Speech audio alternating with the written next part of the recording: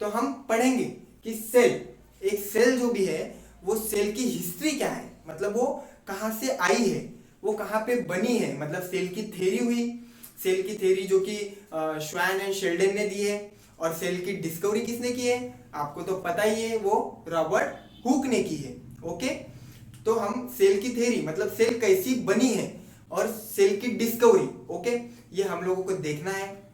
उसके बाद अगर हम सेल को देखें, जैसे हम लोग हैं, हम भी सेल से ही बने हुए हैं, लेकिन हम मल्टी सेलुलर ऑर्गेनिजम्स हैं, हम बहुत सारी सेल से बने हुए हैं, पता है आप लोगों को। वैसे ही कुछ ऑर्गेनिजम्स जो भी है वो असेलुलर होते हैं, मतलब उनमें कोई सेल ही नहीं होती। जैसे कि आप उनका एग्जांपल देखना चाहें तो कुछ वायरसेस है, बैक्टीरिया है, ओके। उसके बाद में कुछ सिंगल सेल ऑर्गेनिज्म भी है, बराबर।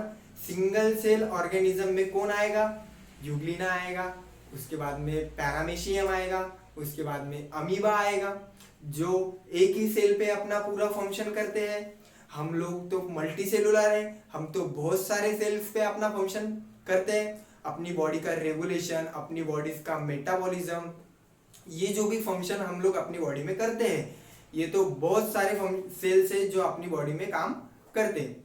तो हम अगर एक सेल को देखें तो एक सेल जिसमें सेल वॉल होती है, पता है आप लोगों को, जिसमें प्लाज्मा मेम्ब्रेन होती है, जिसमें न्यूक्लियस होता है और साइटोप्लाज्म होता है।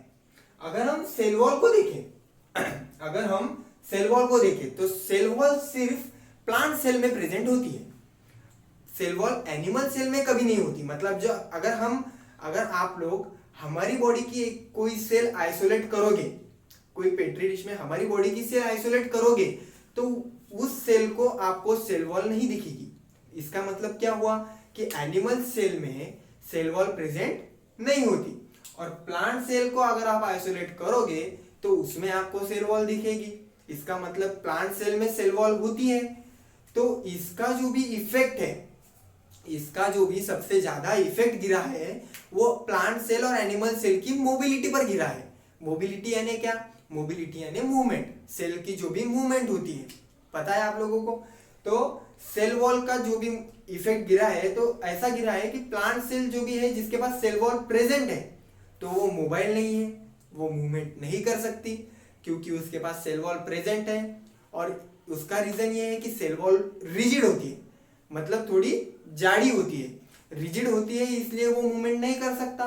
और एनिमल सेल के पास सेल वॉल नहीं है, तो बताओ एनिमल सेल मूवमेंट करेगी या नहीं करेगी, करेगी, करेक्ट। तो एनिमल सेल मूवमेंट करेगी क्योंकि उसके पास सेल वॉल नहीं है। तो ये जो सेल वॉल है ये सेलुलोज से बनी हुई है, ठीक है। और ये जो सेलुलोज है वो भी प्लांट में ही होता है, क्योंकि सेल वॉल कहाँ पे मिलेगी, सिर्फ प्लांट में मिलेगी। तो सेलुलोज भी कहाँ पर होगा, सिर्फ प्लांट में होगा, ओके। उसके बाद अगर हम देखना चाहें तो प्लाज्मा मेम्ब्रेन है। प्लाज्मा मेम्ब्रेन में अगर हम देखें तो प्लाज्मा मेम्ब्रेन बनी है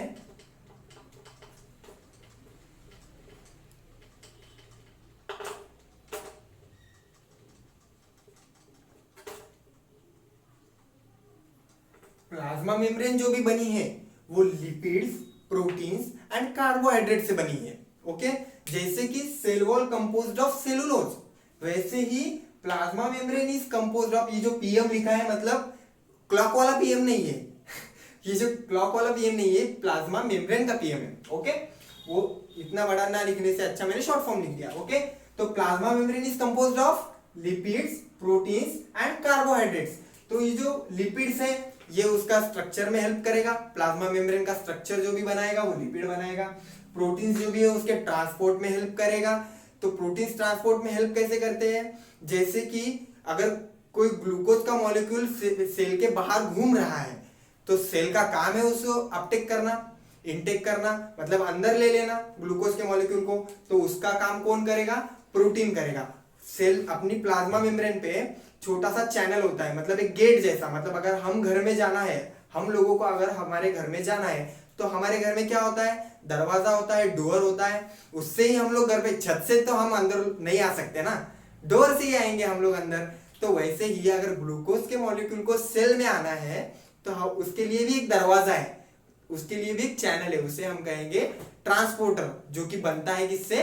प्रोटीन से। इसका मतलब क्या हुआ कि प्लाज्मा मेम्ब्रेन जो भी है वो हमारी सेल को ट्रांसपोर्ट के लिए फंक्शन करती है। मतलब कोई मॉलिक्यूल अंदर से बाहर लेना है, चाहे किसी मॉलिक्यूल की हमें सेल को उसकी जरूरत नहीं है, उसे बाहर छोड़ना है, तो उसका ये जो भी है फंक्शन करती है। उसके बाद में हम लोग अगर देखें तो साइटोप्लाज्म है। साइटोप्लाज्म में तो सेल ऑर्गेनेलिस है, उसमें ईआर आएगा, लाइसोसोम आएगा, माइटोकॉन्ड्रिया आएगा, क्लोरोप्लास्ट आएगा, इन सबके फंक्शंस आएंगे। जैसे कि हम अगर देखना चाहे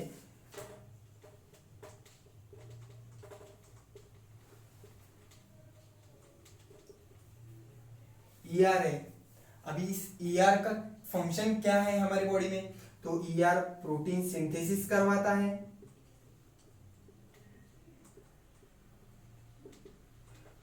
बहुत ज्यादा प्रोटीन सिंथेसिस, मतलब जो भी ट्रांसलेशन का प्रोसेस है हमारी बॉडी में, ट्रांसलेशन के प्रोसेस से ही हमारी बॉडी में प्रोटीन्स बनते हैं। तो प्रोटीन्स जब भी बनेंगे वो साइटोसोल में ही बनेंगे, लेकिन कुछ प्रोटीन्स ऐसे भी होते हैं कि जो ईआर के अंदर बनते हैं। ईआर मतलब एंडोप्लाज्मिक रेटिकुलम। तो इस ईआर के भी दो पार्ट है, एक आरईआर और एक एसईआर। आरईआर मतलब रफ एंडोप्लाज्मिक रेटिकुलम, एसईआर मतलब स्मूथ एंडोप्लाज्मिक रेटिकुलम।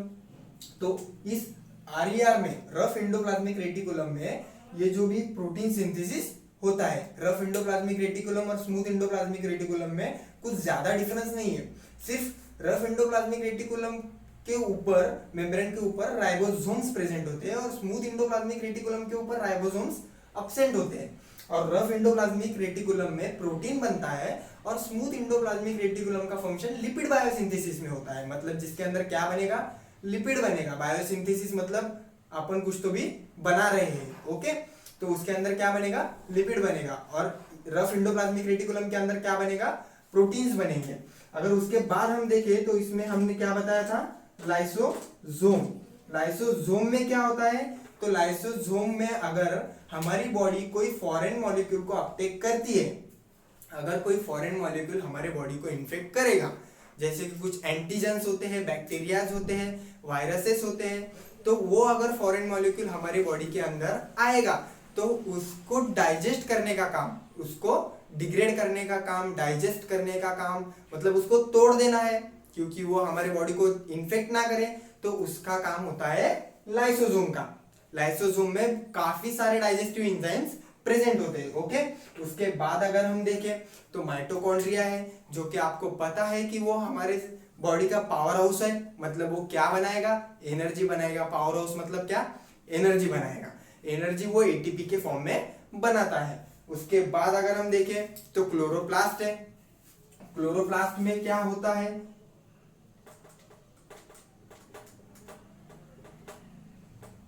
क्लोरोप्लास्ट में फोटोसिंथेसिस रिएक्शन होती है। और ये जो क्लोरोप्लास्ट है, फोटोसिंथेसिस तो एनिमल सेल में नहीं होती, तो क्लोरोप्लास्ट कहाँ होगा? प्लांट सेल में होगा। क्योंकि क्लोरोप्लास्ट किसके लिए फंक्शन करता है? प्लांट सेल के लिए। क्योंकि उसमें क्या होता है? कौन सी रिएक्शन होती है? फोटोसिंथेसिस। फोटोसिंथेसिस की दोनों भी रिएक्शन, फोटोसिंथेसिस भी आपको पता है दो पार्ट में है, एक लाइट रिएक्शन है, एक डार्क रिएक्शन है। तो दोनों भी रिएक्शन कहां पर होगी? फोटोसिंथेसिस में होगी। और फोटोसिंथेसिस कहां होगा? क्लोरोप्लास्ट में होगा, ओके?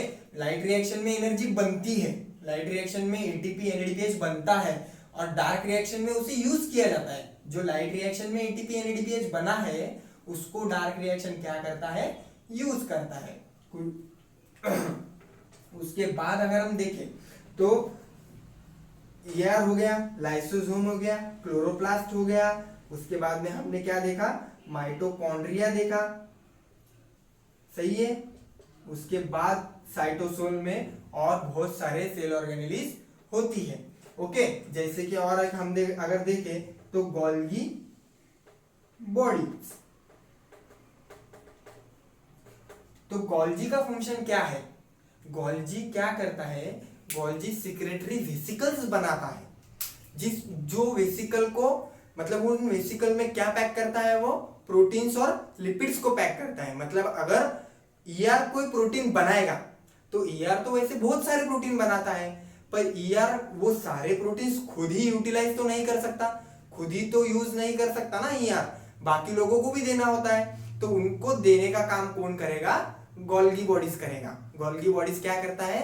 सिक्रेटरी वेसिकल्स बनाता है, उनको उनमें लिपिड पैक करवाता है, और जिनको चाहे जिनको यूज उसका हो, जिनको उसकी जरूरत हो, जो वेसिकल को जो प्रोटीन की जहां पे जरूरत हो वहां पे वो भेजता है। जैसे कि वो क्या करता है?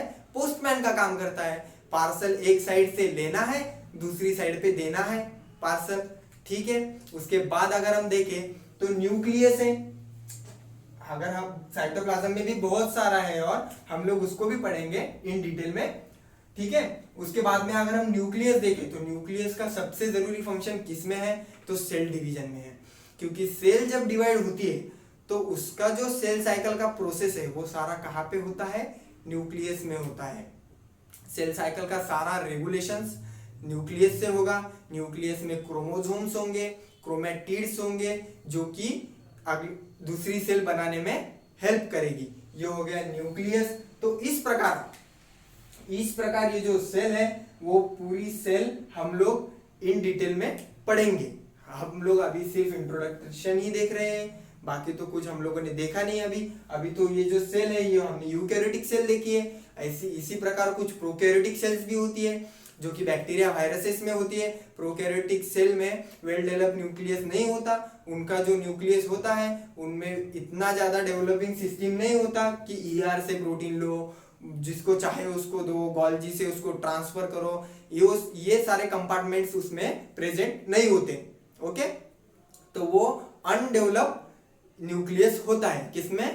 प्रोकैरियोटिक सेल में। तो ये हो गया हमारा आज का इंट्रोडक्शन।